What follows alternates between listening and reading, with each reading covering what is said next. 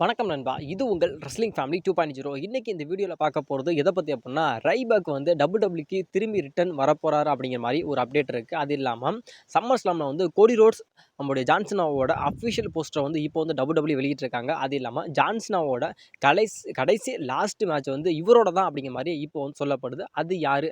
அப்படிங்கிறத பத்தி இன்னைக்கு இந்த வீடியோல நம்ம டீட்டெயிலா பார்க்கலாம். ஃபர்ஸ்ட் நம்ம பார்க்க போறது யார பத்தி அப்டின்னா, நம்மளுடைய ரைபாக் தான். அதாவது ரைபேக் வந்து WWEல இருந்த வரைக்கும் நம்முடைய WWE வந்து அதிகமா நம்மளுடைய ரைபேக்கை வந்து யூஸ் பண்ணிக்கிட்டாங்க. அது இல்லாம நம்மளுடைய வின்ஸ் மெக்மேன் வந்து என்ன நினைச்சாரு அப்படின்னு கேட்டா, அதாவது நம்மளுடைய ரைபேக்கை வந்து அடுத்த கோல்டுபர்க் மாரி மாத்தலாம் அப்படிங்கிற மாரி தான் நம்மளுடைய வின்ஸ் மெக்மேன் வந்து அவ்வளோ ஒரு ஈர்ப்புல வந்து நம்மளுடைய ரைபேக் மேல இருந்தார். ஆனாலும் அந்த மாரி நடந்துச்சா அப்படின்னு கேட்டா, அது நடக்கவே இல்ல. அதுக்கான உண்மையான காரணம் என்ன அப்படின்னு கேட்டா, நம்மளுடைய ரெஸ்லர்ஸ் மேல வந்து நம்மளுடைய ரைபேக் வந்து ஒரு மேட்ச் பண்றாரு அப்படின்னா, அந்த மேட்ச் பண்றப்போ வந்து ஸ்கிரிப்டை மீறி வந்து நம்மளுடைய ரைபேக் வந்து நம்மளுடைய எதிராளியான அதாவது ஃபைட் பண்ணுறாங்கன்னா அவர் இருக்காங்கல்ல அந்த ரெஸ்லரை வந்து தாக்கிடுறாரு, அதாவது ஒரிஜினலாகவே தாக்கிடுறாரு அப்படிங்கிற மாதிரி ஒரு மிகப்பெரிய ஒரு குற்றச்சாட்டை வைக்கிறாங்க. அது இல்லாமல் அதனால வந்து ரெஸ்லருக்கு வந்து அதிகமான காயங்கள், அதாவது இன்ஜுரி அப்படிங்கிறது அதிகமாக ஆகுது அப்படிங்கிற மாதிரி அவங்க வந்து WWE வந்து டைரெக்டாகவே சொல்கிறாங்க அப்படிங்கிற மாதிரி ஏகப்பட்ட குற்றச்சாட்டு நடந்துச்சு.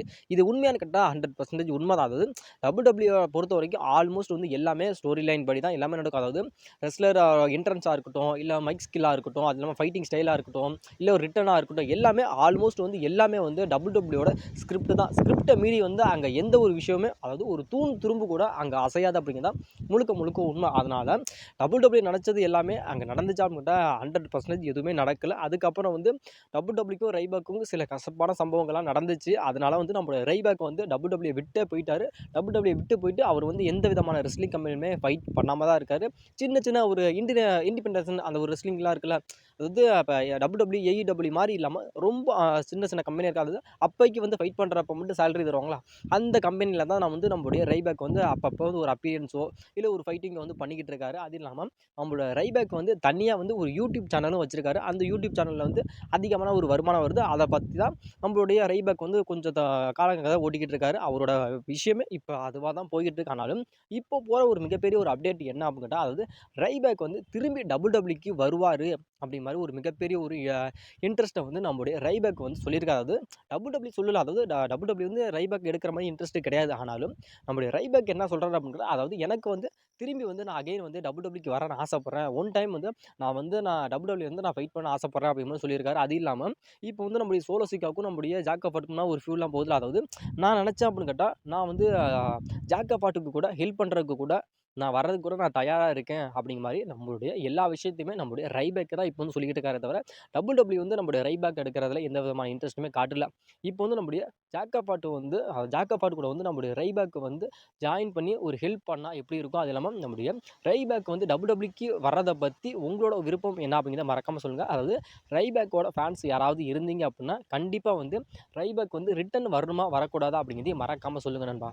இப்போ நீங்கள் வந்து உங்களோட ஸ்க்ரீனில் பார்க்குறீங்களா, அதுதான் இப்போ வந்து சம்மர் ஸ்லாமோட அஃபிஷியல் போஸ்டர். அதாவது கோடி ரோட்ஸ் விசஸ் ஜான்சனாவுக்கான அன்டிஸ்பியூட்டட் WWE சாம்பியன்ஸ் மேட்ச் நடக்க போதில் அதோட அஃபிஷியல் போஸ்டரை வந்து இப்போ வந்து நம்மளுடைய WWE வந்து சொல்லிட்டாங்க. அதாவது இந்த போஸ்டர் தான் அப்படிங்கிற மாதிரி சொல்லிட்டாங்க. அது இல்லாமல் இப்போ வந்து இந்த ஒரு போஸ்டருக்கு வந்து நம்மளுடைய ட்ரிபிள் ஹெச் வந்து என்ன ரியாக்ட் பண்ணியிருக்காரு அப்படின்னு கேட்டால், அதாவது Cena versus Cody Rhodes undisputed WWE champions match official அப்படிங்கிற மாதிரி இப்போ வந்து நம்மளுடைய ட்ரிபிள் ஹெச் வந்து இந்த ஒரு விஷயத்தை வந்து இப்போ வந்து சொல்லியிருக்காரு. அதாவது இந்த மேட்ச் நடக்குது அப்படின்னா, இந்த மேட்ச்சில் வந்து நம்மளோட கோடி ரோட்ஸ் வந்து திரும்பி வந்து அகைன் அன்டிஸ்பியூட்டட் WWE சாம்பியன் ஆவாரா அப்படின்னு கேட்டால் கண்டிப்பாக ஆக மாட்டார் அப்படிங்கிறதான் முழுக்க உண்மை. ஏன் அப்படின்னு கேட்டால், நம்மளுடைய 2 விஷயத்தை வந்து கண்டிப்பாக புரிஞ்சுக்கங்க. இது வந்து நான் வந்து கோடி ரோட்ஸோட ஃபேன்ஸை வந்து நான் காயப்படுத்துறதுக்காகவோ இல்லை அப்படின்னு நான் சொல்ல, இதுதான் உண்மை அப்படிங்கிறத நான் சொல்லிடுறேன். அதாவது நம்மளுடைய WWEயோட ஒரு கரண்ட் பிளான் என்ன அப்படின்னு கேட்டால், நம்மளுடைய ஜான்சனா வந்து இந்த இயர் ஃபுல்லாகவே சாம்பியன் வச்சிருக்கணும் அப்படிங்கிறதான் முழுக்க நம்மளுடைய WWEயோட ஒரு மிகப்பெரிய ஒரு டிசிஷன். ஏன் அப்படின்னு கேட்டால், இந்த வருஷம் ஃபுல்லாகவே நம்மளுடைய ஜான்சனாவுக்கு தான் அப்படிங்கிற மாதிரி நம்மளுடைய WWE வந்து ஒதுக்கிட்டாங்க. அதனால அவர் எல்லா பேப்பரையுமே அவர் தான், நம்மளுடைய ஜான்சனா தான் மெயின் போஸ்ட்டாக இருக்காரு. அதனால் எந்தெந்த பேப்பருக்கு எந்தெந்த ரெஸ்லர் வந்து ஜான்சனாவோட மோதும் அப்படிங்கிற எல்லா லிஸ்ட்டுமே நம்மளுடைய WWE வச்சுருக்குங்க. அதனால நம்மளுடைய ஜான்சனா கிட்ட இருந்து நம்மளுடைய கோடி ரோட்ஸ் கிட்ட வந்து அந்த சாம்பியன்ஷிப் வந்து போகிறதுக்கான வாய்ப்பு அப்படிங்கிறது ரொம்ப கம்மி தான் அப்படிங்கிறத விட நடக்காது அப்படிங்கிறது தான் உண்மை. அது இல்லாமல் சம்மர் ஸ்லாம் முடிஞ்சதுக்கப்புறம் வந்து உங்களுடைய அமெரிக்கன் நைட்மேன் கோடி ரோட்ஸே வந்து அவர் என்ன பண்ண போகிறார் அப்படின்னா, அதாவது டபிள்யூ சில காலங்கள் வரமாட்டார், பிரேக் எடுக்க போகிறாரு அப்படிங்கிற மாதிரி இப்போ வந்து சொல்லப்படுது. அதுக்கான உண்மையான ரீசன் என்ன அப்படின்னா, ஸ்ட்ரீட் ஃபைட் அப்படிங்கிற அந்த ஒரு மூவியோட ஷூட்டிங் வந்து சம்மர் ஸ்லாமுக்கு அப்புறம் தான் ஸ்டார்ட் ஆக போகுது. அதனால் நம்மளுடைய கோடி ரோட்ஸ் வந்து அதில் வந்து ஒரு மெயின் ரோல் வந்து நம்மளுடைய கோடி ரோட்ஸ் வந்து பண்ணுறாரு. அதாவது கோடி ரோட்ஸும் நம்மளுடைய ரோமன் ரெயின்ஸும் ஒரு மெயினான ஒரு ரோலை வந்து அதில் பண்ணுறாங்கல்ல. அதனால சம்மர் ஸ்லாமுக்கு முடிஞ்சதுக்கப்புறம் கோடி ரோட்ஸ் வந்து ஹாலிவுட்டில் அந்த ஸ்ட்ரீட் ஃபைட் அப்படிங்கிற அந்த ஒரு மூவியை வந்து நடிக்க போயிடுவார். அதனால் இந்த சம்மர் ஸ்லாமில் வந்து அவர் வந்து சாம்பியனை வின் பண்ணுறதுக்கான வாய்ப்பு அப்படிங்கிறது ரொம்ப ரொம்ப கம்மி தான். அது நடக்காது. ஏன்னா அப்படி வின் பண்ணாலும் அங்கே வந்து ஸ்ட்ரீட் ஃபைட்டோட மூவிக்கு வந்து நம்முடைய கோலி வந்து கமிட் ஆகிட்டார். அதனால் அங்கே போவாரே தவிர இங்கே வந்து சாம்பியனை வின் பண்ணி அந்த சாம்பியனை வச்சுக்கிட்டு அங்கே போகிறதுக்கான வாய்ப்பு அப்படிங்கிறது கிடையாது. அதை வந்து பண்ணுறதுக்கு வந்து டபிள்யூ வந்து முட்டாள் கிடையாது. அதனால் அந்த மேட்ச்சில் வந்து வின் பண்ணுறதுக்கான வாய்ப்புகள் அப்படிங்கிறது இல்லவே இல்லை. அந்த மேட்ச் நடந்தாலும் உங்களுடைய ஜான்சனாவே தான் அந்த சாம்பியன்ஷிப்பை திரும்பி ரீடைன் பண்ணி அவரே தான் எடுத்துகிட்டு போகிறத தவிர நம்மளோட கோடி ரோட்ஸ் வந்து சாம்பியன் வின் பண்ணுறதுக்கான வாய்ப்புகள் அப்படிங்கிறது கிடையவே கிடையாது. ஜஃபாடி வந்து அந்த ரெஸ்லிங் கெரியரை விட்டு ரிட்டையர்மெண்ட் ஆக போகிறாரு அப்படிங்கிற மாதிரி இப்போ வந்து ஒரு மிகப்பெரிய ஒரு அப்டேட் வந்து நம்முடைய ஜஃபாடி வந்து சொல்லியிருக்காரு. அதாவது ரீசன்ட்லி வந்து நம்முடைய ஜஃபாடி வந்து ஒரு இன்டர்வியூ வந்து அட்டன் பண்ணியிருக்காரு. அந்த இன்டர்வியூவில் வந்து அதாவது நான் வந்து 3 வருஷம் மட்டும் தான் நான் ரெஸ்லிங் பண்ணுவேன், அதுக்கப்புறம் வந்து நான் ரெஸ்லிங்கை விட்டு நான் போயிடுவேன் அப்படிங்கிற மாதிரி இப்போ வந்து நம்முடைய ஜஃபாடி சொல்லியிருக்காரு. அது இப்போ வந்து நம்முடைய ஜஃபாடி வந்து எங்கே இருக்காரு அப்படிங்கிற டிஎன்ஏல வந்து தான் நம்முடைய ஜஃபாடி வந்து ஃபைட் பண்ணிட்டு இருக்காரு. இப்போ டிஎன்ஏவும் டபிள்யூ ஒரு மிகப்பெரிய ஒரு பார்ட்னர்ஷிப்பில் தான் இருக்காங்க. அகைன் நம்முடைய பார்ட்னர்ஷிப்பில் இருக்கனால நம்முடைய ஜஃபாடி வந்து திரும்பி அகைன் வந்து டபிள்யூயோட மெயின் ராஸ்டருக்கு கூட வருவாங்க அப்படிங்கிற மாதிரி அதிகமாக எதிர்பார்த்தோம். அது வந்து மேபி இப்போ நடக்காமே போயிருச்சு. ஆனாலும் நம்முடைய ஜஃபாடி வந்து 3 வருஷம், அதாவது இப்போ 2025 26, 27, 28 இந்த 3 வருஷம் மட்டுமே தான் ஜஃபாடி வந்து ரெஸ்லிங் பண்ண போகிறாராம். அதுக்கப்புறம் வந்து அவர் ரெஸ்லிங்கை விட்டு ஓய்வு பெற்றுவார் அப்படிங்கிற மாதிரி சொல்லியிருக்காரு. ரெஸ்லிங் கேரியை விட்டு நம்முடைய ஜஃபாடி வந்து ஓய்வு பெற போகிறாரு. இதை பற்றி உங்களோட கருத்து என்ன அப்படிங்கிறத மறக்காமல் கமெண்ட் பண்ணுங்க நண்பா. ஏன்னா என்னை பொறுத்த வரைக்கும் ஜஃபாடிலாம் வந்து டபிள்யூ ஒரு காலத்தில் வந்து கொடி கட்டி பறந்தவர். ஜஃபாடி மேன்காடி சேர்ந்து எவ்வளோ விஷயங்கள் பண்ணியிருக்காங்க, எவ்வளோ டாக்டிக் விஷயம்ல மேட்ச்லாம் விளாண்டுருக்காங்க. அது உண்மையிலுமே நல்லா இருக்கும். ஜான்சனாவோட ரிட்டையர்மெண்ட் மேட்ச்சு, அதாவது ஜான்சனாவோட கடைசி மேட்ச்சு இவரோட தான் இருக்கும் அப்படிங்கிற மாதிரி இப்போ வந்து சொல்லப்படுது ரெஸ்லிங் இண்டஸ்ட்ரியில்.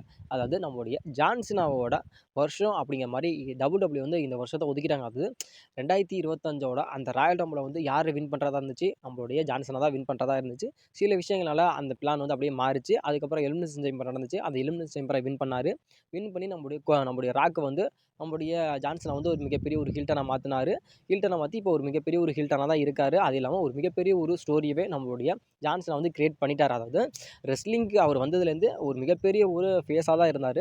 இந்த கடைசி வருஷத்தை வந்து அவரை ஹில்டனாக மாற்றி ஒரு மிகப்பெரிய ஒரு ஸ்டோரியவே கிரியேட் பண்ண வச்சுட்டாங்க டபிள்யூ. ஆனாலும் இப்போ வந்து இந்த வருஷம் ஃபுல்லாகவே நம்மளுடைய எல்லா பேப்பரையும் டபிள்யூவோட பேப்பரையும் ஆல்மோஸ்ட் எல்லா பேப்பரையும் எடுத்துக்கிட்டாலும் அதில் மெயின் பிக்சராக யார் இருக்கா அப்படின்னா நம்மளுடைய ஜான்சனா. ஏன்னா இந்த வருஷம் ஃபுல்லாகவே நம்மளுடைய ஜான்சனாவுக்கு தான் அப்படிங்கிற மாதிரி டபிள்யூ வந்து ஆல்மோஸ்ட் வந்து எல்லாத்தையுமே ஒதுக்கிட்டாங்க. அதனால் இப்போ வந்து ஜான்சன் வந்து அவரோட ஹில்டன் அப்படிங்கிறது ரொம்பவும் ஒரு பக்காவாக போய்கிட்டு இருக்கு. ஆனாலும் இப்போ வந்து நம்மளுடைய ஜான்சனா வந்து அவரோட டைட்டிலை வந்து யாருக்கிட்ட தோப்பா அப்படிங்கிறதான் ஒரு மிகப்பெரிய ஒரு கேள்விக்குறியாக இப்போ போயிட்டு இருக்கு. இப்போ வந்து நம்மளுடைய ஜான்சனாவோட அந்த கடைசி ரன், அந்த கடைசியில் வந்து யார்கிட்ட தோப்பார் அப்படிங்கிறதுக்கான ஒரு மிகப்பெரிய ஒரு பதிலை வந்து இப்போ வந்து சொல்லப்படுது.